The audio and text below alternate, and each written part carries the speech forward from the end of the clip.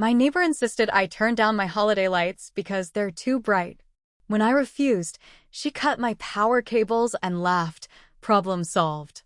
I filed a police report and said, "Enjoy explaining your solution in court." I live in a quiet neighborhood near Columbus, Ohio. Nothing fancy, but the kind of place where people mow their lawns, wave hello, and bring over cookies at Christmas. I've lived here for over 10 years. Everyone knows me, and I know them. We all look out for each other. Until last year, I never had any issues with neighbors. Then she moved in. Her name's Marla, early 50s. But the house right next to mine after it sat empty for about 6 months. The first week she moved in, I tried to be friendly. I brought over some baked goods, introduced myself. She barely opened the door and looked at me like I was trying to sell her something. She said, "I don't eat sweets," and closed the door without another word. Okay, not everyone's friendly. I figured she'd come around eventually. But nope. She never came around.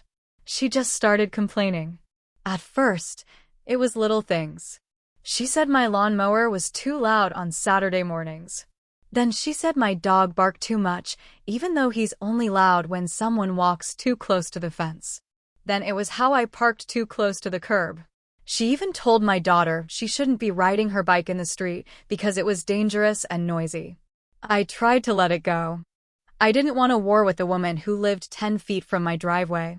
But things hit a whole new level around the holidays. The weekend after Thanksgiving, I did what I do every year. I put up my Christmas decorations. Nothing over the top, just some white icicle lights on the roof, a lit wreath on the front door, and blue lights on the shrubs. I also put up a Santa and sleigh on the roof, something I've had since my kids were little. It's bright, sure, but not crazy. A few of my neighbors even add their own lights to match, and it's become a nice little tradition on our street. 3 days after I set everything up, I came home to find a note taped to my front door. "Your Christmas lights are too bright and disturbing.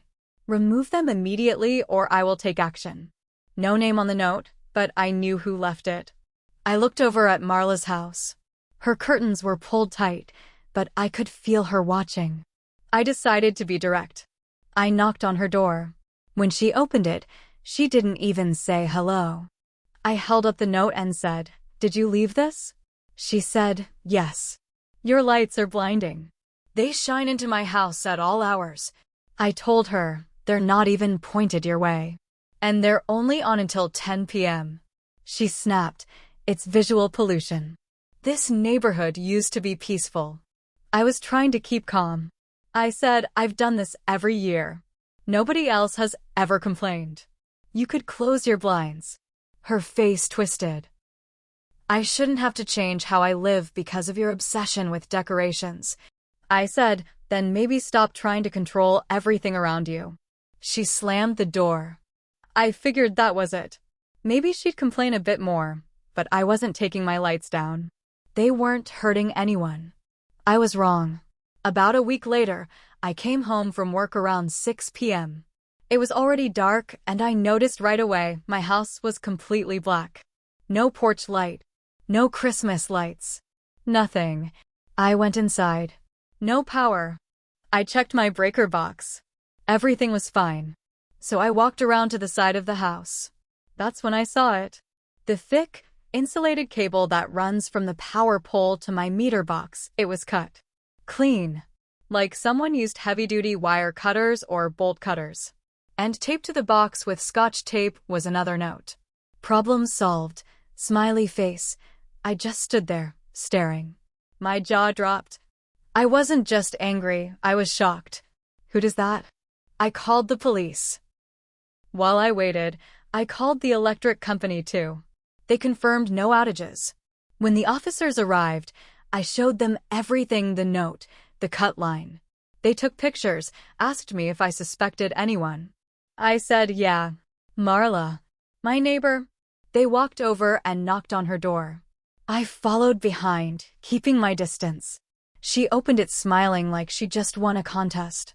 The cop said, "We're investigating a possible case of vandalism. The power line at the house next door was cut. Do you know anything about it?" She tilted her head and said, "Oh wow. Must have been raccoons or something." I didn't say a word. I just watched. The officer asked her, "Do you recognize this note?" She looked at it and said, "Nope. Never seen it before." She was calm. Too calm. The cops couldn't arrest her on the spot. There was no video, no fingerprints. Just a note and my word against hers. But I wasn't stopping there. The next day, I had security cameras installed all around my house. Front, back, side yards. I made sure every inch was covered. I also called an electrician buddy. He came out and ran a new temporary line until the electric company could make the full repair. The lights came back on, and I lit the house up brighter than ever. I added more lights, colored strobes, LED snowflakes, even spotlights on the Santa sleigh. You could see my house from 3 blocks away.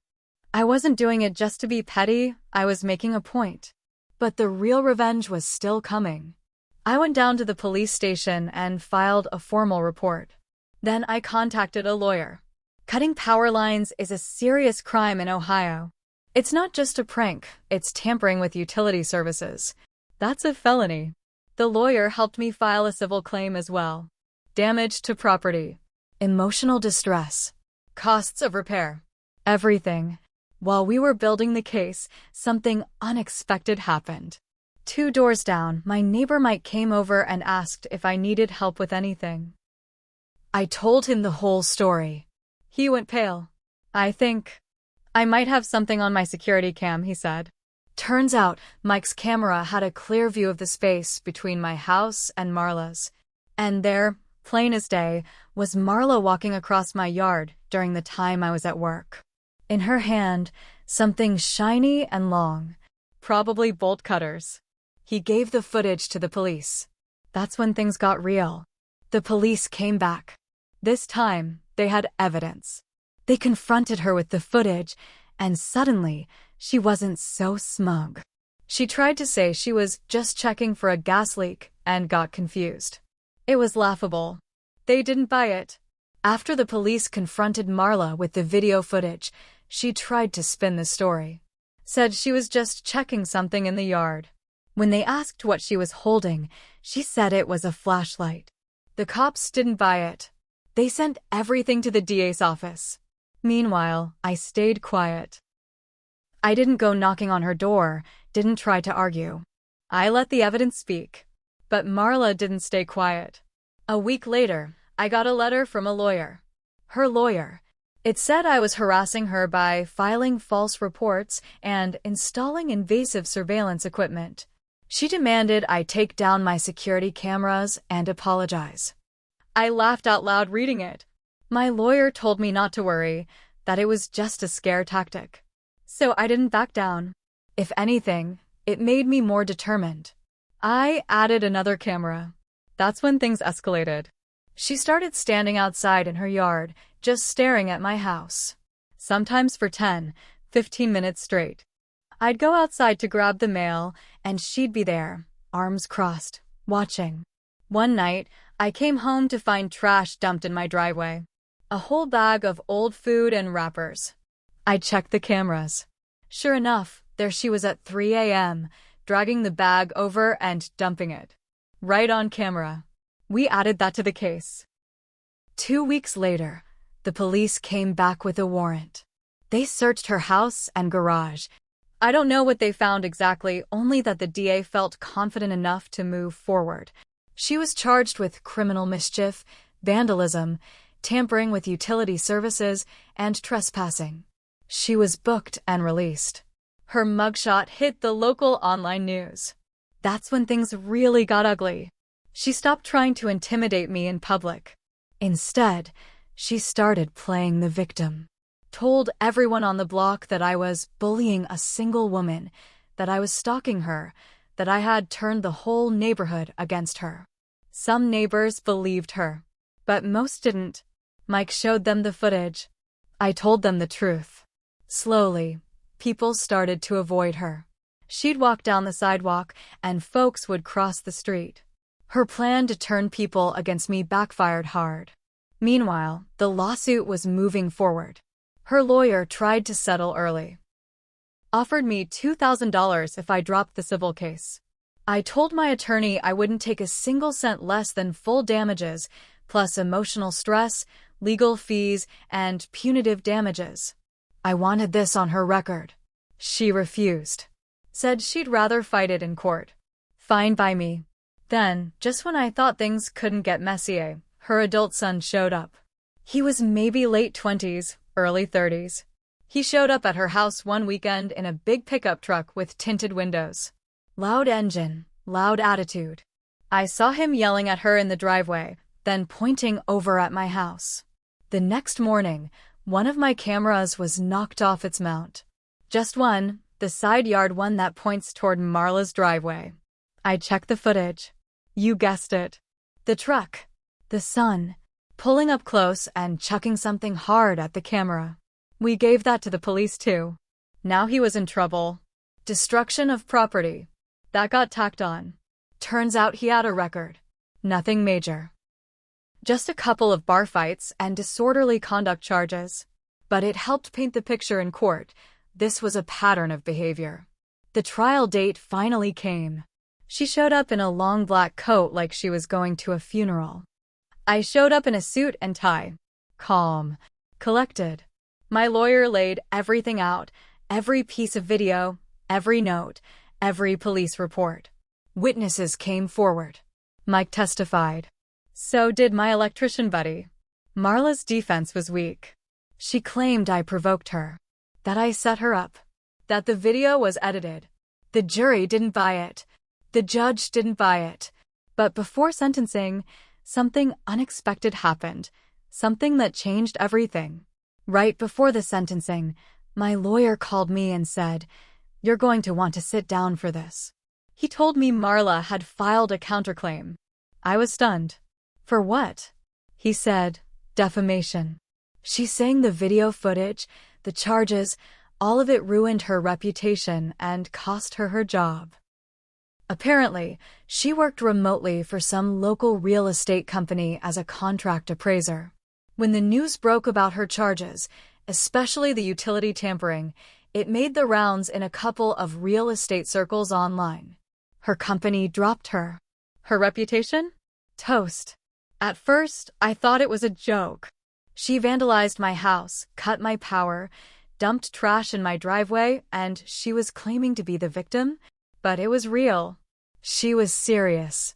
So now, instead of wrapping up the case cleanly, we were looking at another court date, this time to defend me. It felt like some twisted punishment for standing up for myself. My lawyer wasn't rattled, though. He said, "She's desperate. People who are losing always get noisy right before the fall." We filed a motion to dismiss the counterclaim. And while we waited, we kept building the civil case against her. But then came the next twist, and this one hurt more than any of her stunts. I found out that Marla had been recording me. I noticed it by accident. One night I was walking my dog around the block when I saw a small camera lens glinting in the light under the eave of her garage, angled right at my driveway. I reported it. My lawyer contacted hers. Sure enough, Marla admitted she had a motion-activated camera pointed at my property. Said it was for her safety. Problem is, she had no sign posted. In Ohio, even outdoor surveillance pointed at someone else's private area, especially without consent, is a gray legal area. She had no case, but it was clear now. She wasn't just reacting. She was obsessing. This wasn't just about lights anymore. Then things started going missing. My daughter's bike disappeared from our front porch. A small wooden reindeer from my front yard display vanished. One night I found my mailbox door hanging open and all the mail soaking wet looked like someone dumped a pitcher of water into it. And still, every time I called the cops, they documented it, but we never caught her red-handed. Until one night we did. I'd installed 2 more hidden trail cams, small, camouflaged, motion-activated. One in the bushes near the front porch, one near the side yard where she liked to snoop. At 2:17 a.m. on a Tuesday, she snuck onto my lawn. You could see her in full color, hoodie up, gloves on, sneaking across the yard to grab the missing reindeer. We had her on tape. Again. And this time, I didn't just call the police. I posted it. That morning, I uploaded the footage to a neighborhood Facebook group. Nothing crazy, just the raw video, no commentary. I didn't use her name. I let people draw their own conclusions. It spread. Fast. That's when the gloves came off. Marla's lawyer threatened to sue me for harassment and cyberbullying. I didn't flinch. I took everything I had, every letter, every piece of footage, every witness statement, and gave it all to my lawyer. Meanwhile, the court finally moved on her original charges. And after everything, the video, the theft, the power line, the trash, the intimidation, the judge made a ruling that would flip her world upside down. But not before one final move on her part. One last desperate attempt to flip the script in her favor. Because on the very morning of her sentencing, someone broke into my garage. And I think I know who. The morning of her sentencing, I walked out to my garage like I did every day, and I instantly knew something was wrong. The side door was cracked open. Inside, everything was a mess. Tools knocked over. My workbench drawers pulled out. And the worst part? The tire on my car had been slashed. Not a slow leak. A full-on knife job, deep, clean, straight across the sidewall. There were muddy boot prints on the floor, too. Small ones, about Marla's size. I called the police again. They came, took more photos, dusted for prints.